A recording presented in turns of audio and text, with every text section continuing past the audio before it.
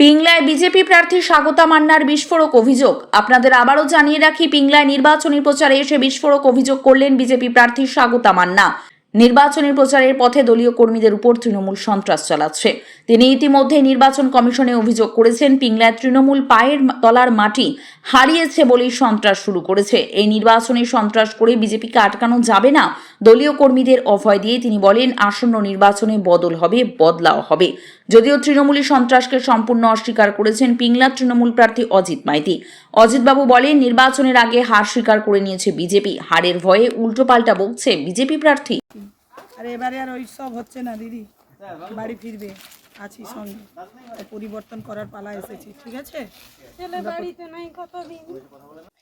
এই পিংলা 4 নম্বর মণ্ডলে আমরা যে 7 নম্বর অঞ্চল গোবর্ধনপুর গ্রাম পঞ্চায়েতে এসেছিলাম, 259 নম্বর বুথে স্মৃতিবৃন্দা প্রাথমিক বিদ্যালয়ে। ওখানে আমরা প্রচার করে আসার পরে ওখানে দুইজন দুষ্কৃতী, তৃণমূলের দুষ্কৃতী গুন্ডা কালীপদ পাত্র এবং দিলীপ তরাল, আমাদের কর্মীরা ওখানে ফ্ল্যাগ লাগাতে ছিলেন। তো ওনাদেরকে থ্রেট দেয়া হয় যে দেখে নেব, এ করে নেব। বিজেপিকে মানে ওনারা এই এলাকায় সন্ত্রাস চালান, বিগত দিনেও চালিয়েছেন, এখনও চালাচ্ছেন এবং আমাদের ভারতীয় জনতা পার্টির কর্মীদেরকে হুমকি দিচ্ছেন যে আমরা দেখে নেব, এই মেরে ফেলবো, কেটে দেবো, এই করব, এইসব করছে। কিন্তু এটা আমি বলছি, ভারতীয় জনতা পার্টিকে ভয় দেখিয়ে আর রোখা যাবে না।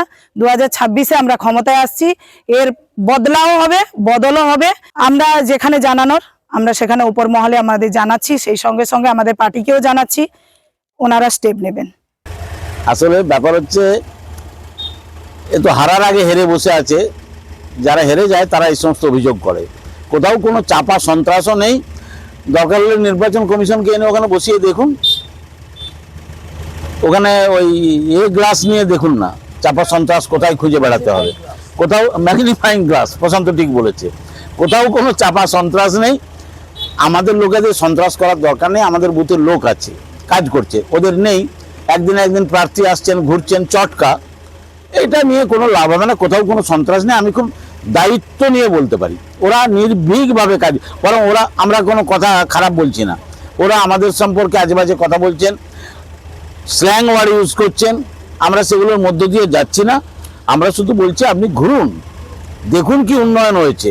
আগে পিংলাটা চিনতে হবে, বুঝতে হবে, পিংলার মানুষের সেন্টিমেন্ট বুঝতে হবে, উন্নয়ন কি আছে দেখতে হবে, হিসেব করতে হবে, তারপর আপনি বুঝতে পারবেন পিংলা কি। তার আগে নয়। আমরা বদল করব, বদলা নেব না। ওদের সঙ্গে আমাদের তো তফাৎ আছেই। উনি বলছেন বদল হবে, বদলা হবে। আমরা বদল করব, বদলা করব না। 4 তারিখের পর কেউ কেউ আমাদের বলছে ডিজে বাজাবো, ব্যাস, এর বেশি কিছু নয়। আর ওরা বলছে আমরা এই করে দেব, এই রাস্তা করে দেব, এই জিতে এলে স্বরাষ্ট্রমন্ত্রী বলছেন, হাউ ফানি! এটা অবাক। একটা সংবিধান স্বীকৃত ভারতবর্ষের স্বরাষ্ট্রমন্ত্রী, তিনি দাঁড়িয়ে বলছেন আমরা জিতে এলে ঘাটাল মাস্টার প্ল্যান করে দেব। গত বছরের আগের বছর তিনি দাঁড়িয়ে বলেছিলেন ঘাটাল মাস্টার প্ল্যান আমরা দেব না, কেন্দ্রীয় সরকার দেবে না। মমতা বন্দ্যোপাধ্যায় বিধানসভায় পাস করিয়ে, ওরা যেমন লোকসভায় পাস করিয়ে বলে দিয়েছিলেন দেব না, আমরা বিধানসভায় পাস করিয়ে মাননীয় মুখ্যমন্ত্রী বললেন আমি ধার করে টাকা দিচ্ছি। টাকা স্যাংশন করলেন, স্কিম স্যাংশন করলেন, কাজ শুরু হয়ে গেল, অনেকটা কাজ এগিয়ে গেছে। এখন সে জায়গায় সংবিধানকে ভঙ্গ করে সাংবিধানিকভাবে শপথ নেওয়া স্বরাষ্ট্রমন্ত্রী বলছেন যে আমি ঘাটাল মাস্টার প্ল্যান করে দেবো। এই বাহানা কতদিন চলবে? এই অসত্য, এটা তো লোক বলানো, ছেলে বলানো কথা।